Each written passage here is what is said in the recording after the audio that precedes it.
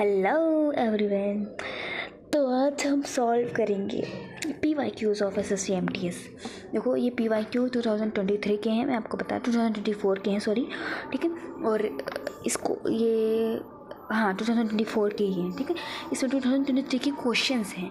Questions इस वजह से कि आपके जो करंट अफेयर्स के क्वेश्चन होते हैं ना, वो एक साल पहले के आते हैं, ठीक है। तो स्टार्ट करते हैं। क्वेश्चन नंबर 1 क्या कह रहा है who among the following was the top run scorer for India at the 1983 cricket world cup final with 38 runs. तो ये क्वेश्चन हमारा स्पोर्ट्स से है, ठीक है। इसका आंसर क्या होगा? इसका आंसर होगा 3rd नंबर कृष्णाचारी श्रीकन्नत, ठीक है। ओके, क्वेश्चन नंबर 2 है in which of the following religions was agriculture prohibited for its followers, ठीक है।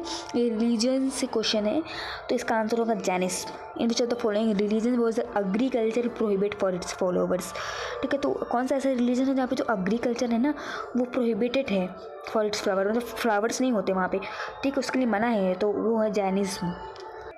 क्वेश्चन नंबर 3 है due to the popularity of Indian cloth in Britain a law was pass to ban India cloth which of the following was that law. मतलब due to popularity of Indian cloth, मतलब इतनी ज़्यादा popularity हो गई, इतनी ज़्यादा famous हो गई इंडियन क्लॉथ ब्रिटेन में, जो तो ताकि उन्होंने एक लॉ पास कर दिया। कौन सा? कि इंडिया के क्लॉथ को बैन कर दिया जाए। तो वो लॉ कौन था? कैलिको एक्ट लॉ था। वो कौन सा था? Calico act. Question number 4 in 1974 classical singer Naina Devi was awarded the Padma Shri for her contribution to which of the following singing styles। तो 1974 में जो क्लासिकल सिंगर थी हमारी नैना देवी, उनको अवार्ड दिया गया था पद्मा श्री पे for her contribution to which of the following singing style. तो किस सिंगिंग स्टाइल की वजह से? तो वो था ठुमरी, क्योंकि उनका जो ठुमरी का सिंगिंग का स्टाइल था ना पद्मा श्री में, ठीक है। पद्मा श्री जो मूवी थी उस पर जो उन्होंने कंट्रीब्यूट किया था सिंगिंग स्टाइल में, तो उनको नैना देवी को तो उस पर ठुमरी में दिया गया था, ठीक है। तो सिंगर से भी मतलब ऐसे क्वेश्चन आते हैं सिंगिंग से related. Question number 5 according to national multi dimensional poverty index 2023 a progress review which state has the highest proportion of multi dimensional poor people head count ratio. तो ये करंट अफेयर का question है, ठीक है। ये current affair का question है। देखो हमने कहा था ना 2024 का सेट है, 2023 के क्वेश्चन आएंगे, एक साल पहले के करंट अफेयर्स के क्वेश्चन आते हैं, तो करंट अफेयर्स के क्वेश्चन पढ़ लेना प्लीज़, ठीक है। तो यहाँ पे यही बताया गया according to national multi dimensional poverty index, तो ये एक इंडेक्स होता है 2023 अ प्रोग्रेस रिव्यू, जिससे प्रोग्रेस देखा जाता है। Which state has the highest proportion of multi dimensional poor people, तो कौन से राज्य में सबसे ज़्यादा प्रोपोर्शन में पुअर लोग थे मल्टी डायमेंशनली, तो वहाँ पे था बिहार को देखा गया उस जगह पे, ठीक है। तो अकॉर्डिंग टू देखो 2023 के अकॉर्डिंग देखा गया है। ऐसे ही क्वेश्चन आते हैं करंट अफेयर्स पे कि जो ईयर होगा ना उस ईयर के अकॉर्डिंग पूछ लिया जाएगा क्वेश्चन। क्वेश्चन नंबर 6 है Amar fort was build with red sandstone and white marble by which ruler in the 16th century. तो 16th सेंचुरी में जो अमर फोर्ट था ना, अमर किला जो, वो बना था रेड सैंडस्टोन और वाइट मार्बल से। तो किस रूलर के द्वारा बना था? कौन राज कर रहा था? तो राजा मान सिंह 1, 2nd नंबर होगा, राजा मान सिंह 1 रूलर था तब, ठीक है। क्वेश्चन नंबर 7 है who among the following is known for his her books the algebra of infinite justice, Kashmir, the case for freedom and capitalism, a ghost story. तो who among the following is known for his her books, तो इनमें से कौन है इन चारों में से कि जो जाना जाता है अपनी किताब का नाम है the algebra of infinite justice, Kashmir, ठीक है, द केस फॉर फ्रीडम, ठीक है, एंड कैपिटलिज्म, ये बुक का नाम है। तो अ घोस्ट स्टोरी, जिसमें घोस्ट की एक भूतिया स्टोरी है, तो अरुंधति रॉय, अरुंधति नाम ही सुन के पता चल रहा है, अरुंधति घोस्ट स्टोरी, ठीक है, अरुंधति, ओके। क्वेश्चन नंबर 8 है Moti Masjid in Agra fort was constructed by which of the following Mughal emperor. तो मोती मस्जिद इन आगरा, आगरा में कोई मोती मस्जिद है? हाँ है, वो मोती मस्जिद फोर्ट किला है। आगरा में तो बहुत सारे किले हैं, सही बात, बहुत किले हैं। आगरा अच्छी कंट्री, अच्छा सब कुछ है उसमें, कंट्री कह रही हूँ, अच्छा राज्य है वो।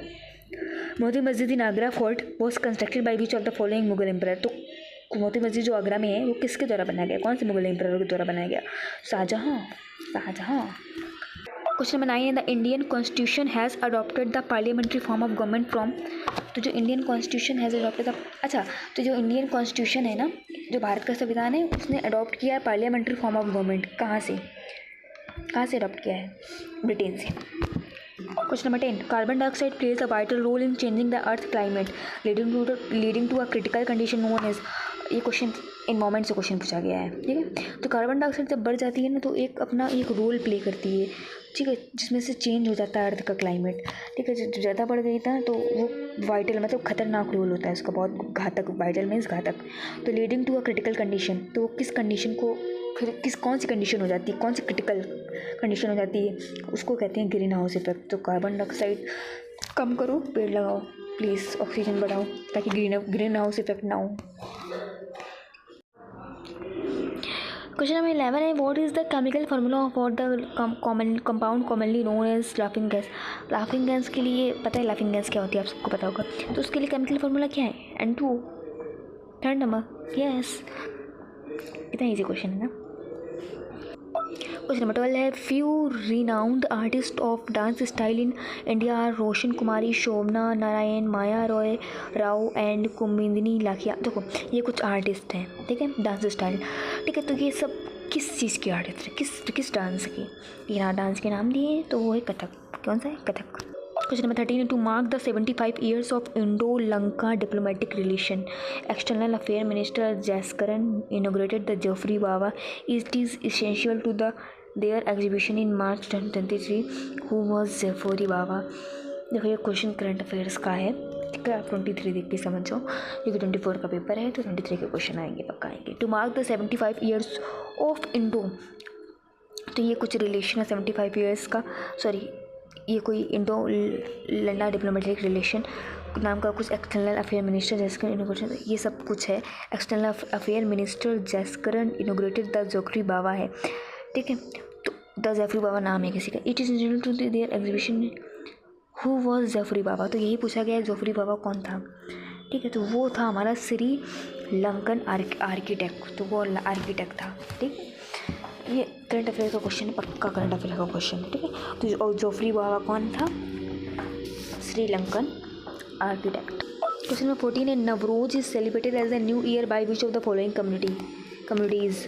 तो कुछ कम्युनिटीज़ दी हैं, तो उसमें नवरोज है, जैसे कोई फेस्टिवल है नवरोज, वो कौन सा एज अ न्यू ईयर, जैसे हम लोग न्यू ईयर बनाते हैं, वो लोग न्यू ईयर की तरीके नवरोज बनाते हैं, तो वो कौन से कम्युनिटी का है, वो पारसी कम्युनिटी का है वो। क्वेश्चन नंबर 15 है, to get relief from constipation. Constipation होता है पेट में ऐंठन होती है, जो पेट में दर्द होता है उसको कॉन्स्टिपेशन बोलते हैं। उससे आराम पाने के लिए which of the following is prescribe to be eaten in large amount. तो इन चारों में से कौन सी चीज़ हमें ज़्यादा खानी चाहिए, फाइबर खाना ज़्यादा खाना, जब आपके पेट में दर्द हो तो फाइबर की चीज़ें ज़्यादा खाओ। क्वेश्चन नंबर 16 है, ओडिशी गुरु रिसीव द फर्स्ट उत्कल प्रतिभा सम्मान 2023 एट भुवनेश्वर। तो 23 देख के समझ गए, करंट अफेयर का क्वेश्चन है। तो ओडिशी गुरु रिसीव द फर्स्ट उत्कल प्रतिभा सम्मान 2023 एट भुवनेश्वर, तो वो कौन है, रतिकांत मोहापात्रा। देखो ये क्वेश्चन सम्मान, प्रतिभा सम्मान की स्कीम से क्वेश्चन है, जैसे कि स्कीम नहीं चलती, PM स्कीम जो चलती हैं बहुत सारी, तो ये स्कीम से ही क्वेश्चन है, ठीक है। अटल बिहारी योजना, ये जो योजनाएं होती हैं ना उनमें से क्वेश्चन है, ठीक है। तो योजनाएं भी पढ़ लेना प्लीज़। क्वेश्चन नंबर 17 है, based on the Tendulkar committee the national poverty line was defined as which of the following. तो तेंदुलकर कमेटी के बेस्ड पे क्या के आधार पर द नेशनल पॉवर्टी लाइन, जो नेशनल पॉवर्टी लाइन है, जो गरीबी रेखा है, वो कैसे डिफाइन की जाती है, उसका डिफिनेशन क्या है। तो वो पहला बताया कि 816 per capita per month for rural areas, मतलब गाँव के एरिया के लिए, और 1000 per capita per month for urban areas, मतलब शहरों के एरिया के लिए। क्या only both 1 and 2 are incorrect, क्या दोनों इनकरेक्ट हैं, ओनली 1 इज़ करेक्ट, क्या केवल पहला सही है, ओनली 2 इज़ करेक्ट, केवल दूसरा नहीं, दोनों सही है। तो 4th नंबर का आंसर क्या होगा, दोनों सही है। तो पॉवर्टी लाइन जो गरीबी रेखा है, राष्ट्रीय गरीबी रेखा है, उसको ऐसे डिफाइन करते हैं जैसे ये 1st और 2nd नंबर में दिया हुआ है। क्वेश्चन नंबर 18 है, विच of the following is not one of the government account of India. तो मतलब गवर्नमेंट, इन चारों में से कौन सा गवर्नमेंट का अकाउंट नहीं है भारत में, वो है जनरल प्रोविडेंट फंड भारत का अकाउंट नहीं है, ठीक है। Which article deals with the provisions in case of failure of the constitutional machinery in the state. तो कौन सा आर्टिकल डील करता है इस फेलियर के केस में, जब राज्य में कोई कॉन्स्टिट्यूशनल मशीनरी जब फेल हो जाती है, मतलब जो मशीन ऐसी होती है ना जो कॉन्स्टिट्यूशन से रिलेटेड होती हैं, तो उनको डील करने के लिए कौन सा आर्टिकल होता है? तो आर्टिकल 356, आर्टिकल सारे पढ़ लेना, ठीक है। आर्टिकल 356, तो आर्टिकल से क्वेश्चन देखो ये एक आया है।